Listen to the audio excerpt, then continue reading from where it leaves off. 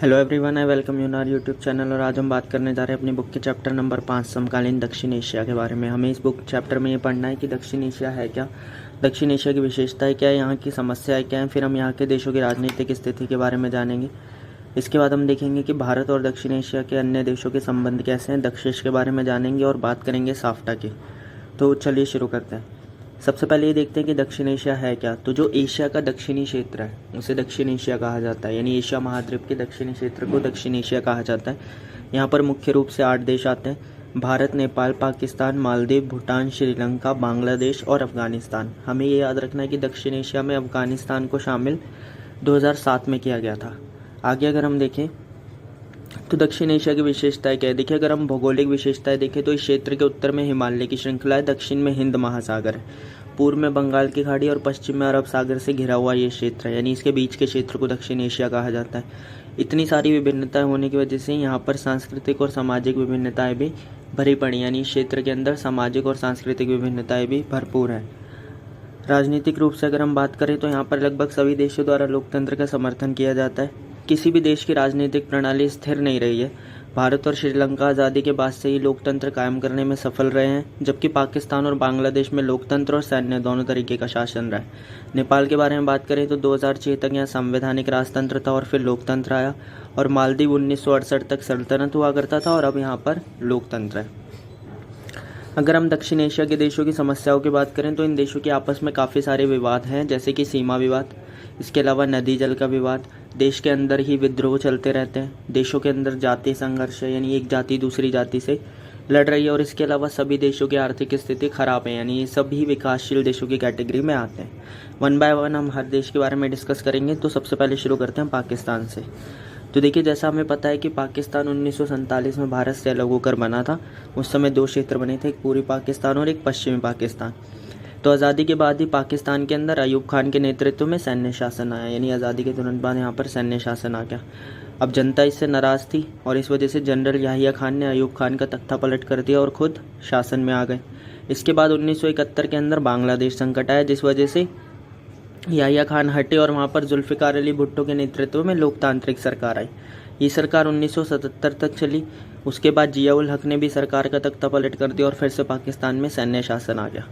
इसके बाद 1982 में पाकिस्तान में लोकतंत्र के समर्थन में आंदोलन होने लगे और 1988 आते आते यहाँ पर बेनज़ीर भुट्टो के नेतृत्व में फिर से एक बार लोकतांत्रिक सरकार बनी।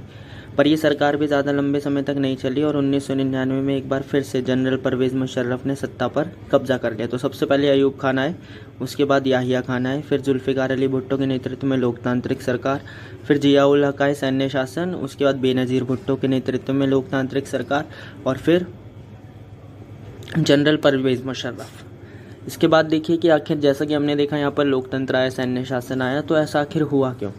तो लोकतंत्र स्थापित इसीलिए नहीं हो सका क्योंकि यहाँ पर धर्मगुरुओं, सेना और भूस्वामियों का दबदबा था, यानी क्षेत्र के अंदर, यानी पाकिस्तान के अंदर ज़्यादा दबदबा किसका है, धर्मगुरुओं, सेना और भूस्वामियों का। इस वजह से लोकतांत्रिक सरकार पे कभी यहाँ के लोग भरोसा नहीं कर सके। इसके अलावा भारत के नाम पर डराकर सेना जो है वो शासन में आ जाती है, यानी सेना ये कहती है कि आपकी जो सरकार है वो आपको नहीं बचा पाएगी अगर भारत आप पर हमला करेगा, तो इसी वजह से अच्छा आपके लिए है कि आप सैन्य शासन का समर्थन करें। इसके अलावा ज़्यादातर संगठन भी क्या करते हैं, सैन्य शासन का समर्थन करते हैं, यानी वहाँ पर जितने भी संगठन है सबके द्वारा सैन्य शासन का समर्थन किया जाता है। अंतर्राष्ट्रीय स्तर पर भी यहाँ पर लोकतंत्र कायम करने के लिए कोई खास समर्थन नहीं मिला है। इसी के साथ साथ अन्य देश अपने फ़ायदे के लिए यहाँ पर सैन्य शासन का समर्थन करते हैं, और साथ ही साथ जितने भी राजनीतिक दल आज तक आए हैं वो सब या तो भ्रष्ट रहे हैं या ठीक से काम नहीं कर पाए हैं। इस वजह से भी लोगों का लोकतांत्रिक शासन पर कभी भरोसा नहीं हो सका। इसके बाद अगर हम दूसरे देश बांग्लादेश के बारे में बात करें तो देखिए, हमें पता है कि भारत की आज़ादी के बाद 2 क्षेत्रों में मुस्लिम आबादी ज़्यादा थी, इस वजह से 2 पाकिस्तान बने थे। कौन सा, पश्चिमी पाकिस्तान जो आज भी पाकिस्तान है, और एक बना था पूर्वी पाकिस्तान जो आज के समय में बांग्लादेश के नाम से जाना जाता है। तो 1971 के बाद ही ये पूर्वी पाकिस्तान अलग हुआ था और बांग्लादेश बना था। तो ये हुआ कैसे, चलिए देखते हैं। आज़ादी के समय 2 पाकिस्तान थे, पश्चिमी और पूर्वी। 1971 में पूरी पाकिस्तान अलग हो गया और वो क्या बन गया, बांग्लादेश। तो देखिए होता क्या है। तो मुख्य समस्या क्या आती है कि पूर्वी पाकिस्तान जो था, यानी जो आज का बांग्लादेश है, वहाँ पर बंगाली भाषा बोलने वाले ज़्यादा लोग रहते थे। अब आज़ादी के बाद से ही पश्चिमी पाकिस्तान ने पूर्वी पाकिस्तान के लोगों पर उर्दू भाषा लादने की कोशिश की, जिसका लोगों ने विरोध किया। इसी के साथ साथ पूर्वी पाकिस्तान के लोगों ने बंगाली संस्कृति के ऊपर हो रहे बुरे व्यवहार का भी विरोध किया। पश्चिमी पाकिस्तान के प्रभुत्व के खिलाफ पूर्वी पाकिस्तान में आंदोलन होने लगे, यानी जो पूर्व का क्षेत्र था, यानी जो आज बांग्लादेश है, वहाँ पर आंदोलन होने लगे कि उनके ऊपर उर्दू भाषा को क्यों थोपा जा रहा है। और इसका नेतृत्व किसने किया, शेख मुजीबुर रहमान ने। तो इसी दौर में 1970 के चुनाव हुए और शेख मुजीबुर रहमान की पार्टी अवामी लीग पूर्वी पाकिस्तान यानी आज के बांग्लादेश में सभी सीटों पर जीत गए। पर पश्चिमी पाकिस्तान की सरकार ने इसे मानने से मना कर दिया और शेख मुजीबुर रहमान को क्या किया, गिरफ्तार कर लिया। ये सब देखते हुए वर्तमान के बांग्लादेश यानी उस समय के पूरे पाकिस्तान के अंदर आंदोलन होने लगे और हज़ारों आंदोलनकारी रोड पर आ गए। अब इसके खिलाफ वहाँ पर सेना भेजी गई और उन सबको सेना के हाथों मरवा दिया गया, यानी काफ़ी सारे लोग सेना के हाथों मारे गए। इसके बाद देखिए हुआ क्या कि देश में ऐसी स्थिति होने की वजह से, यानी पूरे पाकिस्तान में ऐसी स्थिति होने की वजह से बहुत सारे लोग भागकर भारत आने लगे। अब भारत के लिए समस्या हो गई कि वो इतने सारे लोगों को कैसे संभालेगा। तो इसी चीज़ को देखते हुए भारत ने भी पूर्वी पाकिस्तान की आज़ादी की मांग की। तो इसी वजह से पूर्वी पाकिस्तान को आर्थिक और सैन्य सहायता दी गई और इस तरीके से पश्चिमी पाकिस्तान और पूर्वी पाकिस्तान के बीच युद्ध छिड़ गया और अंत में जाकर भारत युद्ध जीता और पूर्वी पाकिस्तान आज़ाद होकर क्या बन गया, बांग्लादेश। तो अगर हम इसे लमसम समझें तो देखिए 2 पाकिस्तान बने, एक पश्चिम में एक पूर्व में।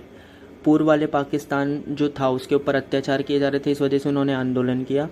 आंदोलन के दौरान उन्हें दबाने की कोशिश की गई तो वो भागकर भारत आने लगे। भारत के ऊपर समस्या आई तो उन्होंने उनका साथ देने का फैसला किया।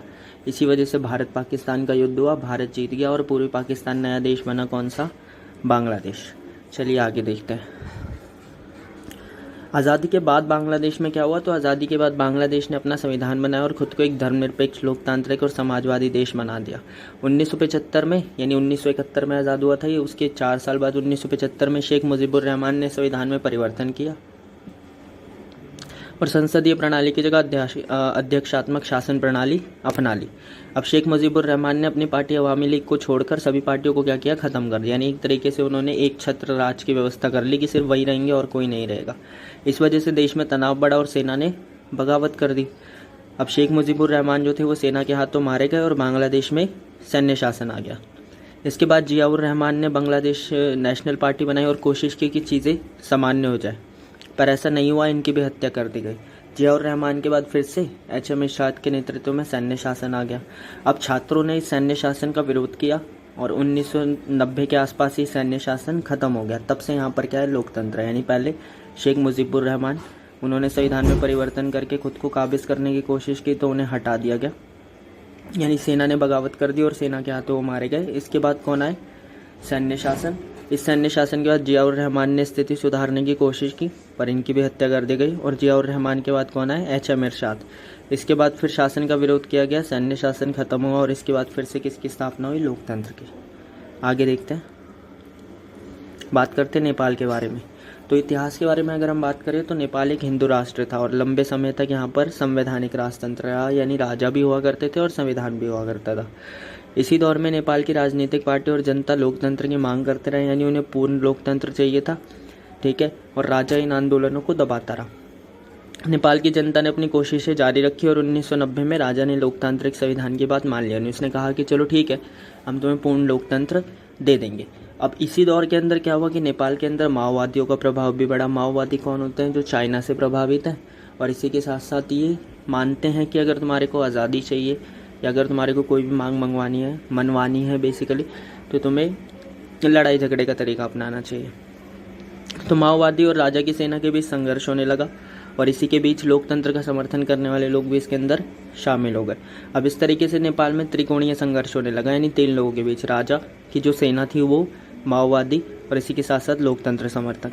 तो 2002 में ये सब चीज़ें देखते हुए राजा ने जो बच्ची कुची संसद थी उसे भी क्या कर दिया, ख़त्म कर दिया और सरकार को गिरा दिया। इससे लोगों का गुस्सा और ज़्यादा बढ़ा और 2006 आते आते आंदोलन इतना ज़्यादा बढ़ गया कि सरकार को झुकना पड़ा और एक लोकतांत्रिक सरकार की स्थापना इसके बाद की गई। अब नेपाल अपना संविधान भी बना चुका है और वहाँ पर सारी चीज़ें सामान्य हैं। अगले देश के बारे में अगर हम देखें तो वो है श्रीलंका। तो श्रीलंका के बारे में अगर हम बात करें तो ये 1948 में आज़ाद हुआ। आज़ादी के बाद से यहाँ पर लोकतंत्र कायम है। श्रीलंका की जो मुख्य समस्या थी वो क्या थी, यहाँ का जातीय विवाद। तो यहाँ पर मुख्य रूप से दो जातियाँ, पहली है तमिल जो कि भारत से जाकर श्रीलंका में बस गए थे, और दूसरी है सिंहली जो कि यहाँ के मूल निवासी यानी जो यहाँ पर शुरू से रह रहे हैं। अब संघर्ष का कारण यह है कि श्रीलंका के जो मूल निवासी यानी जो सिंहली है उनका मानना है कि श्रीलंका पर सिर्फ उनका अधिकार है और तमिलों को किसी भी तरीके की कोई रियायत, कोई भी सुविधा नहीं दी जानी चाहिए। जबकि तमिलों का ये मानना है कि उनको राजनीति में बराबर हिस्सा मिलना चाहिए, जो कि उन्हें नहीं मिल रहा है, जिस वजह से उन्हें कई मुश्किलों का सामना करना पड़ रहा है। इन सब समस्याओं और भेदभाव की वजह से ही तमिलों ने क्या किया, लिट्टे बनाया, लिबरेशन टाइगर्स ऑफ तमिलिलम। यानी बेसिकली उन्होंने एक संगठन बनाया जिससे वो क्या कर सके, अपने अधिकार ले सके। किससे, सरकार से, और अपनी मांगे पूरी करवाने के लिए आक्रामक तरीका अपनाया। अब तमिलों की मांगे क्या थी, तो उन्होंने कहा कि श्रीलंका के एक क्षेत्र को अलग से देश बनाया जाए। शुरू में तो उन्होंने ये कहा, पर अभी वर्तमान की अगर हम बात करें तो लिट्टे और इसके समर्थक तो लगभग खत्म हो गए, पर अभी भी तमिल समान अधिकारों की मांग कर रहे हैं। श्रीलंका की इस समस्या में भारत सरकार द्वारा भी हस्तक्षेप किया गया। ऐसा इसीलिए किया गया क्योंकि भारत में रहने वाले तमिलों ने भारत सरकार पर दबाव बनाया कि वो श्रीलंका में तमिलों पर हो रहे अत्याचार के खिलाफ आवाज़ उठाए या फिर श्रीलंकाई सरकार से इन सब के समाधान के लिए बात करें। तो ऐसे में भारत सरकार ने श्रीलंका की सरकार से बात करने की कोशिश की और 1987 में स्थिति को सुधारने के लिए अपनी शांति सेना को भेजा। पर हुआ क्या कि ये शांति सेना लिट्टे के साथ संघर्ष में फंस गई, यानी ये लिट्टे के साथ ही लड़ने लगी और श्रीलंका के लोगों ने भी इसका विरोध किया और इसे उनके अंदरूनी मामलों में दखलंदाजी बताया। ऐसे में सरकार ने 2 साल बाद यानी 1989 में अपनी शांति सेना को वापस बुला लिया, पर ये अपना लक्ष्य पूरा नहीं कर सकी, जो क्या था, शांति स्थापित करने का। फिर भी अगर हम श्रीलंका की आर्थिक स्थिति को देखें तो गृह युद्ध के बावजूद भी लंका ने क्या किया है, तेजी से विकास किया है। जनसंख्या नियंत्रण के मामले में श्रीलंका सबसे ज़्यादा सफल रहा है। दक्षिण एशिया में सबसे पहले श्रीलंका ने अपनी अर्थव्यवस्था का उदारीकरण किया और साथ ही साथ श्रीलंका का प्रति व्यक्ति सकल घरेलू उत्पाद भी दक्षिण एशिया में सबसे ज़्यादा है। अब बात करते हैं मालदीव की। तो मालदीव 1965 तक तो ब्रिटिश सरकार के अधीन हुआ करता था। इसके बाद इसे ब्रिटिश सरकार द्वारा आज़ादी दे दी गई, पर इसके बाद शासन से आज़ादी मिलने के बाद जो यहाँ की सत्ता थी वो राजा मोहम्मद फरीद दीदी के अधीन चली गई और ये एक सल्तनत बन गया। 1968 में इस राजशाही यानी सल्तनत को भी ख़त्म कर दिया गया और यहाँ पर गणतंत्र की स्थापना कर दी गई, जो कि आज तक कायम है। भूटान के बारे में बात करें तो भूटान ने अपना संविधान 2008 में लागू किया और तभी से भूटान में क्या है, संवैधानिक राजतंत्र की व्यवस्था है। अब हमें देखना है कि भारत और दक्षिण एशिया के अन्य देशों के भी संबंध कैसे। तो हम शुरुआत करेंगे पाकिस्तान के साथ। तो भारत और पाकिस्तान के बीच अभी तक 4 युद्ध हुए हैं, जैसे कि हमें पता है। पहला 1947 में कश्मीर की वजह से, दूसरा 1965 में नदी जल के बंटवारे को लेकर, तीसरा 1971 में बांग्लादेश को लेकर जो भी हमने ऊपर पढ़ा था, और चौथा 1999 में कारगिल का युद्ध। अगर हम इनके बीच संघर्ष के मुद्दों के बारे में बात करें तो इनके बीच जो मुख्य मुद्दे हैं वो क्या है, एक तो कश्मीर का विवाद, इसके अलावा सीमा विवाद है दोनों देशों के बीच। भारत को ऐसा लगता है कि पाकिस्तान आतंकवाद का समर्थन करता है और साथ ही साथ पाकिस्तान द्वारा अलगाववाद को बढ़ावा दिया जाता है, यानी जम्मू कश्मीर में अलगाववाद को बढ़ावा दिया जाता है। इसके अलावा नदी जल बंटवारे को लेकर भी दोनों देशों के बीच संघर्ष है। अगर हम भारत और बांग्लादेश के बारे में बात करें तो यहाँ पर विवाद क्या है कि हज़ारों बांग्लादेशी भारत में अवैध रूप से घुस आते हैं, यानी बिना किसी परमिशन के इलीगल तरीके से भारत में घुस आते हैं सीमाएं पार करके। गंगा और ब्रह्मपुत्र नदी जो भारत से होती हुई बांग्लादेश में जाती है, इनके जल बंटवारे को लेकर भी विवाद है दोनों देशों के बीच। साथ ही साथ बांग्लादेश द्वारा भारत को प्राकृतिक गैस का निर्यात करने से मना कर दिया गया था। इसके अलावा बांग्लादेश द्वारा, भारत ऐसा मानता है कि बांग्लादेश द्वारा मुस्लिम जो कि भारत विरोधी हैं उनका समर्थन किया जाता है, और साथ ही साथ भारतीय सेना को पूर्व में जाने का रास्ता ना देना, किसके द्वारा, बांग्लादेश के द्वारा। तो ये सब विवाद हैं भारत और बांग्लादेश के बीच। अगर हम सहयोग की बात करें तो दोनों ही देशों के आर्थिक संबंध अच्छे हैं। इसी के अलावा आपदा प्रबंधन और पर्यावरण जैसे मुद्दों पर दोनों ही देशों में सहयोग है, और भारत की पूर्व चलो नीति का एक हिस्सा बांग्लादेश भी है। आगे देखते हैं भारत और नेपाल। तो इन्हीं दोनों देशों के बीच जो संघर्ष है वो इतिहास में व्यापार को लेकर भारत और नेपाल के बीच कुछ मतभेद रहे हैं। इसके अलावा भारत की चिंता ये नेपाल और चीन की दोस्ती को लेकर भी है, जो इनके बीच दोस्ती है इसको लेकर भी भारत हमेशा चिंतित रहता है। नेपाल में जो माओवाद बढ़ रहा है उसको लेकर भी भारत अपने लिए खतरा मानता है, यानी भारत को ऐसा लगता है कि वो माओवाद भविष्य में जाकर भारत के लिए खतरनाक हो सकता है। नेपाल के द्वारा भारत विरोधी तत्वों पर कार्रवाई ना करना भी भारत सरकार के लिए क्या रहा है, समस्या रही है, यानी वो इससे नाखुश है। और इसी के साथ साथ नेपाल को लगता है कि भारत उनके अंदरूनी मामलों में क्या करता है, दखल अंदाजी करता है, जो कि नेपाल सरकार को पसंद नहीं है। सहयोग के बारे में बात करें तो विज्ञान और व्यापार के क्षेत्र में दोनों ही देशों के बीच सहयोग है। इसके अलावा दोनों ही देशों के बीच मुक्त आवागमन का समझौता है, जिसके अनुसार कोई भी व्यक्ति बिना पासपोर्ट या वीज़ा के नेपाल से भारत आ सकता है या भारत से नेपाल जा सकता है। इसके अलावा भारत सरकार द्वारा कई योजनाओं में नेपाल की मदद भी की जा रही है। भारत और श्रीलंका के बारे में बात करें तो संघर्ष के अंदर तमिलों की स्थिति है सबसे पहली, कि जो तमिलों के साथ बुरा व्यवहार हो रहा है, तो उस वजह से भारत और श्रीलंका में तनातनी रहती है। इसके अलावा 1987 में भारत द्वारा जो शांति सेना भेजी गई थी, श्रीलंका के लोगों ने उसे अपने अंदरूनी मामलों में हस्तक्षेप माना। इसके अलावा सहयोग के बारे में बात करें तो दोनों ही देशों के बीच मुक्त व्यापार का समझौता है, जिससे इनके आर्थिक रिलेशंस बहुत अच्छे हैं। इसी के साथ साथ श्रीलंका में आई सुनामी के दौरान भारत ने मदद की थी। अगर हम बात करें भारत और भूटान की तो इन दोनों के संबंध बहुत ही अच्छे हैं। ठीक है, भूटान ने भारत विरोधी उग्रवादियों को अपने यहाँ से भगा दिया, जिससे भारत को मदद मिली। इसी के साथ साथ भारत भूटान में पनबिजली जैसी परियोजनाओं में मदद कर रहा है, और साथ ही साथ भारत भूटान में विकास के लिए सबसे ज़्यादा अनुदान भी देता है। भारत और मालदीव के संबंध में बात करें तो 1988 में श्रीलंका से कुछ सैनिक मालदीव पर हमला कर गए। ठीक है, तो मालदीव ने भारत से मदद मांगी, तो भारत ने अपनी सेना वहां भेजकर मालदीव की मदद की, जो इनके अच्छे रिलेशंस को दिखाता है। इसके अलावा मालदीव के आर्थिक विकास में भी भारत मदद करता है, और इसी के साथ साथ मालदीव के पर्यटन और मत्स्य उद्योग का भारत द्वारा समर्थन भी किया जाता है। इसके बाद बात करनी है हमें दो संगठनों के बारे में, जिसमें से पहला कौन सा है, दक्षेश। दक्षेश की फुल फॉर्म है दक्षिण एशियाई क्षेत्रीय सहयोग संगठन। इसे इंग्लिश में बोला जाता है सार्क, और सार्क की फुल फॉर्म है south Asian association for regional corporation. इसकी स्थापना की गई थी 1985 में। इसका जो मुख्यालय है वो नेपाल की राजधानी काठमांडू में है। तो बेसिकली इसे बनाया क्यों था, ताकि दक्षिण एशिया के देशों के बीच सहयोग स्थापित हो सके। कौन कौन सदस्य हैं इसके, तो सदस्यों की लिस्ट में आते हैं भारत, पाकिस्तान, बांग्लादेश, नेपाल, भूटान, श्रीलंका, मालदीव और अफगानिस्तान, जिसे कि 2007 में शामिल किया गया। इसके जो उद्देश्य थे वो ये थे कि दक्षिण एशिया के देश में शांति और सहयोग कायम किया जा सके और मुक्त व्यापार क्षेत्र बनाया जा सके। दक्षिण ऐसा नहीं है, दक्षिण एशिया है। इसी के साथ साथ मुक्त व्यापार क्षेत्र बनाया जा सके। पर दक्षेश जो था वो सफल नहीं हो सका। वो सफल इसीलिए नहीं हुआ क्योंकि देशों के बीच काफ़ी सारे विवाद थे, तो इनके बीच कॉपरेशन क्रिएट नहीं हो सकी। इसी के साथ साथ एकता का ना होना, किसी भी देश को एक दूसरे पर भरोसा नहीं था, और साथ ही साथ विवादों का समाधान नहीं निकल पाया। इन सब वजहों से ये जो संगठन था ये विफल हो गया। दूसरा जो संगठन है हमारा वो है साफ्टा। साफ्टा की फुल फॉर्म है south Asian free trade area. Hindi में इसे बोला जाता है दक्षिण एशिया मुक्त व्यापार क्षेत्र। इसको लागू किया गया 2006 में। इसको बनाए जाने का उद्देश्य क्या था कि दक्षिण एशिया के देशों के आपसी व्यापार के बीच जो सीमा शुल्क लगता है उसे कम किया जा सके। जब व्यापार किया जाता है तो जो टैक्सेस लगते हैं उन्हें क्या किया जा सके, कम किया जा सके। इसकी स्थिति क्या रही कि ये भी असफल रहा, क्योंकि छोटे देशों ने ऐसा माना कि इस समझौते के द्वारा भारत उनके बाजारों का फ़ायदा उठाना चाहता है। पर भारत को इसका ज़्यादा नुकसान नहीं हुआ, क्योंकि भारत का ऑलरेडी ही नेपाल, भूटान और श्रीलंका के साथ मुक्त व्यापार का समझौता है। So that's all for this chapter. If you like the video so like, share and subscribe. और इसी के साथ साथ अगर आप चाहते हैं कि वीडियोस को और डिटेल में बनाया जाए तथा और ज़्यादा अच्छे से चीज़ें एक्सप्लेन की जाए तो आप नीचे कमेंट कर सकते हैं। और अगर आप ये नोट्स लेना चाहते हैं तो आप हमारे ब्लॉग पर विज़िट कर सकते हैं।